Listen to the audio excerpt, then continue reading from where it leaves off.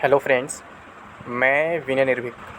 Friends, आपका एक बार फिर से हमारे चैनल पर स्वागत है। तो फ्रेंड्स, आरआरबी ग्रुप डी 18 अगस्त एग्ज़ाम रिव्यू, 17 अगस्त का तो आप रिव्यू पा चुके हैं। फ्रेंड्स, आप देख चुके हैं कैसे कैसे क्वेश्चंस आए हैं, कहाँ कहाँ से आए हैं। ठीक है, कल के पेपर में क्या हुआ था आप लोग देखे थे। मैथ्स रीजनिंग ईजी थे, लगभग पुराने पैटर्न पे थे। जो रीजनिंग का पैटर्न थोड़ा सा नया हो पिछले 2-3 साल में, मतलब पिछले ग्रुप डी से नहीं कंपेयर कर सकते हैं, एनटीपीसी वगैरह से कंपेयर कर सकते हैं। मतलब कहने का सेंस ये, रीजनिंग में आपका पूरी तरह से पजल और सीटिंग अरेंजमेंट का दबदबा है, जैसा बैंकिंग में होता है। तो ये बात मैं आपको पहले ही बताया था कि इस बार पजल सीटिंग अरेंजमेंट जरूर रहेंगे, और जो थोड़े से असैसन रीजन रहते हैं वो भी रहेंगे ही रहेंगे। ठीक है, मतलब कुछ और एक्स्ट्रा नए टाइप का नहीं था। यानी जिसको मैथ्स रीजनिंग का बेसिक नॉलेज है, ये पजल सीटिंग अरेंजमेंट को प्रैक्टिस किए हैं तो बहुत अच्छा कर सकते हैं। बाकी साइंस का क्या है, साइंस आप मतलब इतना वेटेज कहीं और नहीं रहता इस ग्रुप डी एग्ज़ाम के अलावा। तो साइंस को लेकर के कल बहुत ज़्यादा लोग परेशान हो गए थे, फिर भी मैं दिखाया था साइंस कहाँ से डायरेक्टली पूछे गए थे। तो अब बात करते हैं आज के एग्ज़ाम का। 80% उम्मीदवारों ने छोड़ा परीक्षा, मोस्ट रिपीट क्वेश्चंस। तो अटेंडेंस की तो हम बाद में बात कर लेंगे, पहले हम क्वेश्चंस की बात करते हैं। ठीक है, कहाँ छोड़े उम्मीदवार इतने परीक्षा, कहाँ नहीं छोड़े, हम बाद में चर्चा करेंगे, क्योंकि अटेंडेंस बात का मैटर है। आपका मेन मुद्दा क्या होना चाहिए कि कैसे कैसे क्वेश्चंस आ रहे हैं और कैसा मैं प्रिपरेशन करूं ताकि मैं अपने एग्ज़ाम में अच्छा कर सकूं। ठीक है, तो यहाँ पे देख रहे हैं मोस्ट रिपीटेड क्वेश्चंस। तो फ्रेंड्स, बिल्कुल कल के ही तरह आज के भी क्वेश्चंस आए हैं, बहुत ज़्यादा चेंज नहीं हुआ है। मैं आपसे कह रहा था ना कि किसी भी एजेंसी का, किसी भी ऑर्गेनाइजेशन, किसी बोर्ड का एक क्वेश्चन पूल होता है, वो उससे बाहर नहीं जा सकता है। ठीक है, वो उसी के अंदर घूम फिर के रहेगा, चाहे कितना भी शिफ्ट में एग्ज़ाम हो जाए। पता है क्या होता है, टॉपिक एक ही रहता है, उस पर क्वेश्चन थोड़ा सा चेंज कर दिया जाता है। कल बैलेंसिंग ऑफ इक्वेशंस आया था, आज बैलेंसिंग वगैरह करने नहीं आया था। आज डायरेक्टली फार्मूला पूछ लिया कि ब्लीचिंग पाउडर का फार्मूला क्या है, जबकि ब्लीचिंग पाउडर जो था क्वेश्चन कल उसमें आया था बैलेंसिंग वाले में, CaOCl2 होता है। ठीक, आज उसको डायरेक्टली फार्मूला पूछ लिया। मतलब था क्या, कल से ही डायरेक्टली रिलेटेड था।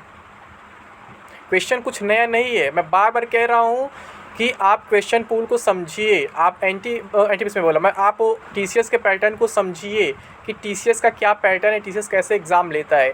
आप एनटीपीसी CBT 1 दिए होंगे, देखेंगे क्वेश्चन, CBT 2 दिए होंगे, देखेंगे क्वेश्चन, बिल्कुल उसी के पैटर्न पर ये भी है।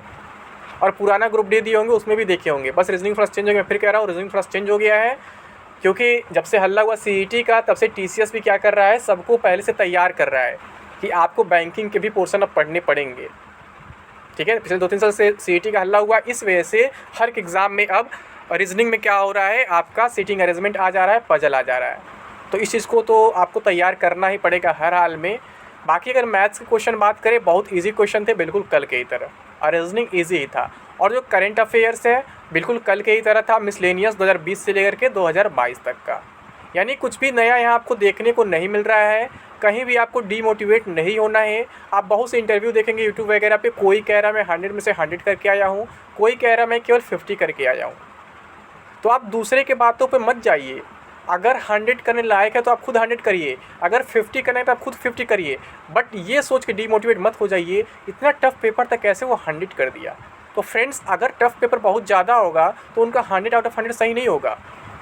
कुछ लोगों का सही भी होता है, मैं सबको गलत भी नहीं कह सकता हूँ, वो तो देखने से लेवल पता चल जाता है। मेरा आप खुद जानते हैं 98, 99, कभी कभी 100 भी अटैम्प्ट रहता है। मैं पिछले ग्रुप डी में 98 अटैम्प्ट किया था, मेरा स्कोर 85.3 था, तो मैं भी तो फुल अटैम्प्ट लगा किया था। अभी इसी एनटीपीसी CBT 1 में इसमें भी 98 ही अटैम्प्ट किया था, इसमें भी स्कोर आप मेरा देखे थे 83 कुछ था। तो ये जरूरी नहीं है कोई अधिक अटैम्प्ट कर रहा है तो उसका गलत ही होगा या फिर उसका सही ही हो जाएगा। वो उसके लेवल के ऊपर डिपेंड करता है, वो इसके प्रिपरेशन के ऊपर डिपेंड करता है। आप सभी को एक दूसरे से कंपेयर नहीं कर सकते हैं। ये जरूरी नहीं जो फुल अटैम्प्ट कर रहा है वो फालतू ही होगा। कुछ अच्छे स्टूडेंट भी होते हैं, कुछ जेन्युइन स्टूडेंट भी होते हैं जो समझते हैं नेगेटिविटी बहुत ज़्यादा इफेक्ट नहीं डालेगा। मैं आपको बार बार कह रहा हूँ, नेगेटिव मार्क्स से मत डरिए। ठीक है, क्योंकि यहाँ पे क्या है, नेगेटिव मार्क्स आपका 130 तो रहेगा, क्यों परेशान है।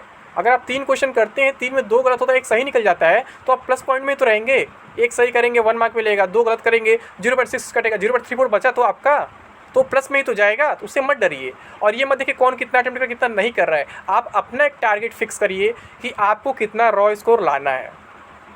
मैं आपसे फिर से कह रहा हूँ, आप 70 मार्क्स का टारगेट करिए। अगर आपका 70 मार्क्स बन जाता है तो आप किसी भी जोन से अप्लाई किए हैं, आपका फाइनल सिलेक्शन तय है, बशर्ते आपका मेडिकल स्टैंडर्ड B1 से नीचे नहीं होना चाहिए, क्योंकि B1 से नीचे होगा तो कुछ पोस्ट के कट ऑफ हाई चले जाते हैं। ठीक है, B1 या एबव आपका मेडिकल स्टैंडर्ड है और आपका मार्क्स 70 है तो आप किसी भी जोन में हो सिलेक्शन की गारंटी है। और अगर आप 70 भी नहीं कर पा रहे तो आप सोचिए क्या पढ़ाई किए हैं अब तक। मैं इतने दिनों से लगातार चिल्ला रहा था कि फ्रेंड्स इस बार 17 अगस्त से ही एग्ज़ाम होगा, इसमें कोई डाउट नहीं है। इससे पहले कि जितने नोटिस आए थे मैं सबको मना किया था कि एग्ज़ाम नहीं होंगे, एग्ज़ाम नहीं होंगे, तो नहीं हुए। इस बार मैं 100% कॉन्फिडेंस से करता होगा होगा होगा तो हुआ। क्यों? आखिर मेरे पास इन्फॉर्मेशन तभी मैं बोला था। जबकि आपको मालूम होगा इससे पहले जितने नोटिस आए थे सारे यूट्यूबर्स बोल रहे थे सारे डेट पे एग्जाम होगा और इस नोटिस पे उल्टा मना कर रहे थे और मैं जस्ट उनको उल्टा बोला, बाकी टाइम मना किया, इस पे हाँ कर दिया कि इस पे होगा। क्यों? क्योंकि सब कुछ कंफर्म था पहले। आपका एसएससी देख रहे हैं रेलवे की वजह से अपना एग्जाम पोस्टपोन कर दिया, सितंबर में एग्जाम होने वाला था, हेड कांस्टेबल वगैरह को अक्टूबर में कर दिया गया। तो अगर अभी भी आप प्रिपेयर नहीं है तो भी हो सकते हैं फ्रेंड्स प्रिपेयर, कुछ बहुत ज़्यादा इसमें नहीं है। आप मैथ्स रीजनिंग एनटीपीसी में पढ़े ही होंगे, अगर नहीं पढ़े तो भी उसका सॉल्यूशन मैं कई बार बता चुका हूँ डायरेक्टली कहाँ से क्वेश्चंस आपके आ रहे हैं। बहुत परेशान होने की ज़रूरत नहीं है।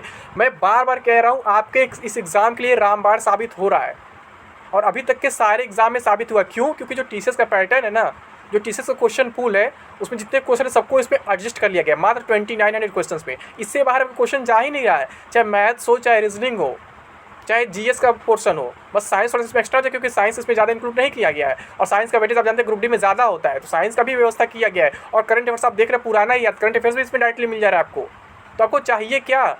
और आपके कहने पे इसका ऑफर भी एक्सटेंड कर दिया गया, इसका प्राइस इंक्रीज़ नहीं किया जा रहा। इसका प्राइस था 1990, लेकिन अभी ऑफर प्राइस 999 रखा गया जो कल तक था डेट, जो ओवरऑल था। लेकिन क्या किया गया, आपकी डिमांड 15 सितंबर तक बढ़ा दिया गया है।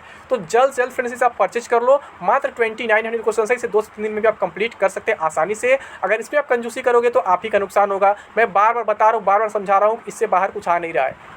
इसमें 80+ आप इजीली कर सकते हैं इसे कंप्लीट करने के बाद, ठीक है। और अगर आपको साइंस या करंट अफेयर्स बढ़ाना है तो उसका भी उपाय है। देखिए करंट अफेयर्स है, इसमें भी 2.5 साल का करंट अफेयर्स है, इसमें नए करंट अफेयर्स भी आपको मिल जाएंगे। इसका ऑफर प्राइस अभी 199 चल रहा है, मेन प्राइस इसका 499 था। इसे भी आप ले सकते हैं या करंट अफेयर्स का स्किप भी कर सकते हैं क्योंकि करंट अफेयर्स का पोर्शन बहुत ब्रॉड होता है और क्वेश्चन बहुत कम रहते हैं, तो आप स्किप कर सकते हैं। मैं इसे फोर्स नहीं करूँगा, लेकिन ये मोस्ट इंपॉर्टेंट है फ्रेंड्स। इससे बाहर क्वेश्चन नहीं जा रहे थे, जीके हो, चाहे मैथ हो, चाहे रीजनिंग हो, और कुछ साइंस के भी क्वेश्चन यहाँ से मिल जा रहे हैं। और जो बचे कुछ साइंस क्वेश्चन है फ्रेंड्स वो यहाँ से मिल जाएंगे विज्ञान 40 से। इसमें तो गारंटी एक भी क्वेश्चन साइंस का यहाँ से बाहर नहीं जाने वाला है, ठीक है। जो दिख रहा है क्वेश्चन ना, साइंस के एक भी बाहर नहीं जाएगा। इसमें केवल 5000 क्वेश्चन से मोस्ट सिलेक्टेड, वही रिपीटेड क्वेश्चन है, रिपीटेड क्वेश्चन जो मतलब कैसे जो क्वेश्चन पूल है टीसीएस का उसी के अकॉर्डिंग सारे क्वेश्चन यहाँ प्रिपेयर किए गए हैं। तो अब इससे बड़ा ऑफर आपको क्या चाहिए? इसका भी मेन प्राइस 499 था, अभी ऑफर प्राइस 299 चल रहा है। अगर आप ये 2-3 कोर्स आप नहीं ले सकते हैं तो फिर आप क्या ले सकते हैं? 10,000 आप लोग ऑफलाइन फीस देते हैं, वहाँ से भी क्वेश्चन आने की कोई गारंटी नहीं रहते हैं। 15,000 लोग फीस देते हैं, ये मात्र 1,000 का ही तो है और सिलेक्शन की गारंटी दे रहे थे। इसे आप जरूर परचेज करो फ्रेंड्स, ऐसे मौके बार बार नहीं आते हैं। अब बात करते हैं अटेंडेंस का फ्रेंड्स, ठीक है। अटेंडेंस के ये तो कल वाला था। अटेंडेंस की अगर हम बात करें फ्रेंड्स तो 80% उम्मीदवारों ने छोड़ी परीक्षा, ठीक है। तो ऐसा कुछ भी नहीं है, 80% उम्मीदवारों ने परीक्षा नहीं छोड़ा है। ये मैं जान के ऐसा लिखा हूँ, किसी का मजा लिया हूँ, क्योंकि कल किसी ने डाला था कि 75% उम्मीदवारों ने परीक्षा छोड़ दिया है, जबकि ऐसा कभी पॉसिबल ही नहीं है, ठीक है। ये लोग फेक न्यूज़ फैला रहे हैं बस वीडियोज़ पे व्यूज़ कमाने के लिए।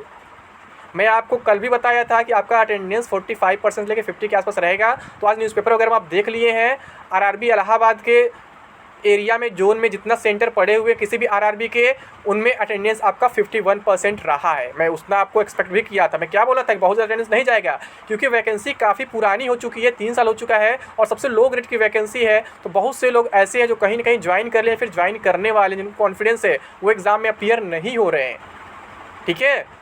आरआरबी इलाहाबाद सेंटर मतलब ये नहीं आरआरबी इलाहाबाद का अभी एग्जाम नहीं तो उसका सेंटर नहीं पड़ेगा। सेंटर तो हर जगह पड़ रहा है ना, ऑल इंडिया सेंटर पड़ रहा है। मुझे भी मालूम है अभी आरआरबी इलाहाबाद का एग्जाम नहीं है, फेज़ 2 में होने वाला है, लेकिन आरआरबी इलाहाबाद के अंडर में दूसरे सेंटर्स के एग्जाम हो रहे हैं। तो उनका डेटा आरआरबी इलाहाबाद ने दिया है, ठीक है, मीडिया में कि 51% जो है अटेंडेंस यहाँ पे है लगभग। तो अब इतना अटेंडेंस इतना कम, अब क्या चाहिए? मैं बोल रहा था इतना कम अटेंडेंस रहेगा, लेकिन जो 80% 75% लोगों ने छोड़ दिए हैं बिल्कुल फेक है, ऐसा पॉसिबल ही नहीं है। और जो लोग बोल रहे थे 70% अटेंडेंस 65% अटेंडेंस है, वही बिल्कुल फेक बोल रहे हैं। आपका अटेंडेंस जो है 50 से 55 के बीच में ही रहेगा, 45 तक भी जा सकता है, लेकिन 55 से ऊपर नहीं जाएगा। मैं शुरू से कह रहा हूँ, एग्जाम शुरू होने पहले से बात कह रहा हूँ। इसका रीजन भी साफ साफ आप जानते हैं, वैकेंसी पुरानी हो चुकी है, कई लोग कई जगह सेलेक्ट हो चुके हैं, बस ये वैकेंसी लटकी हुई थी, सबसे लो ग्रेड की थी, तो कोई इसके पीछे नहीं पड़ेगा, ठीक है। उम्मीद करता हूँ सारी जानकारी आपको पसंद आई होगी। तो अभी के लिए बस इतना ही। Thank you. जय हिंद, जय भारत।